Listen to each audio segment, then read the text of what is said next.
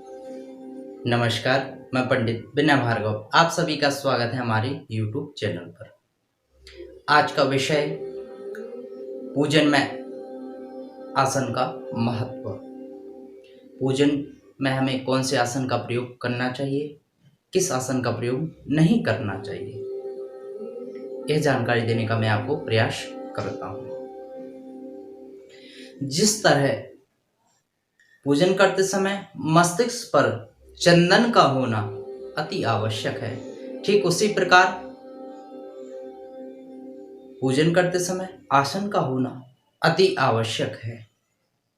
देवी भागवत के प्रथम स्कंद के 9वें अध्याय में कथा आती है। सूक्ष्म रूप से मैं बताने का आपको प्रयास करता हूं। जब भगवान ने मधु केटक को मारा तो मधु और केटक का जो रक्त, जो मांस था, वह जाकर के समुद्र और पृथ्वी में समाहित हो गया।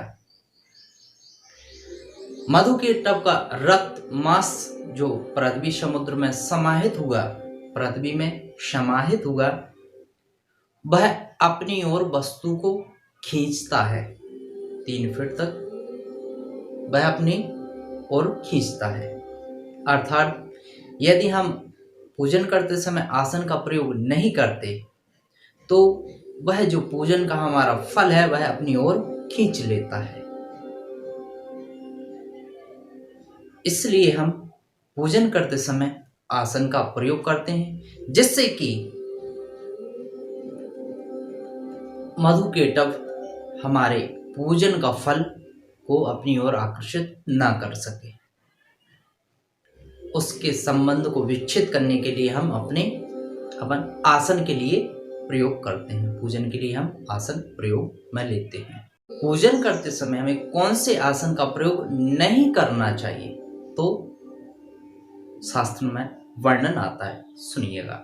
वंशासने तु दलिद्राम पाषाणे व्याधि संभव धारयाणाम दुख संभूति दुर्भाग्यम छिद्र दारुजे तृणे धन यशो हानि पल्लवे चित्त विभ्रशा। अर्थात वंशासने, बांस की आसन पर बैठकर यदि हम पूजन करते हैं तो दरिद्रता आती है। पाषाण पत्थर पर बैठकर यदि पूजन किया जाता है तो रोगों की प्राप्ति होती है।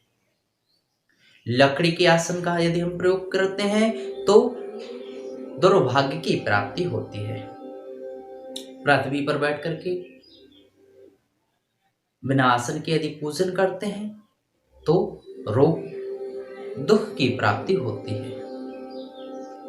तिनके पर मन भ्रमित होता है, तिनके पर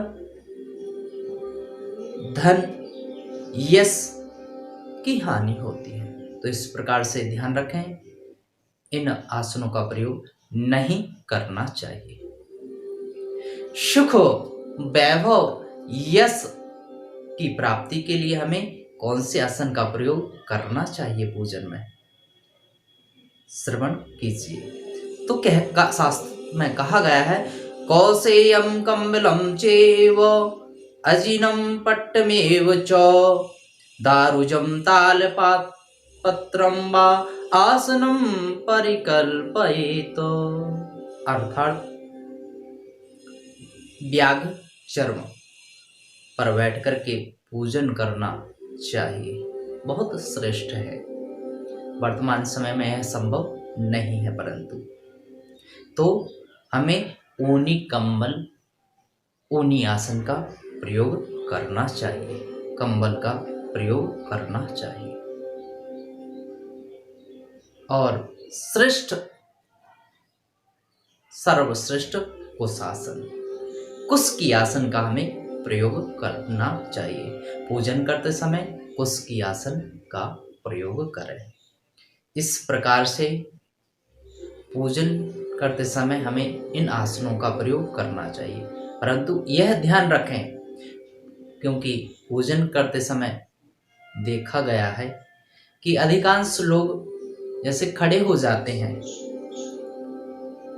पूजन करते समय यदि हमको आसन को पीछे करना है या आगे करना है तो वह पैर से ही आसन को आगे पीछे कर देते हैं, परंतु यह गलत है। पैर से कभी आसन को यहाँ वहाँ नहीं करना चाहिए, तो इस बात का भी आप विशेष ध्यान रखें। मुझे आशा है आपको यह जानकारी अच्छी लगी और अपने प्यारे परिचित जन को, मित्रजन को अधिक से अधिक शेयर करें। वीडियो अच्छा लगा लाइक अवश्य करें, चैनल को सब्सक्राइब करना ना भूलें। श्री राधे राधे।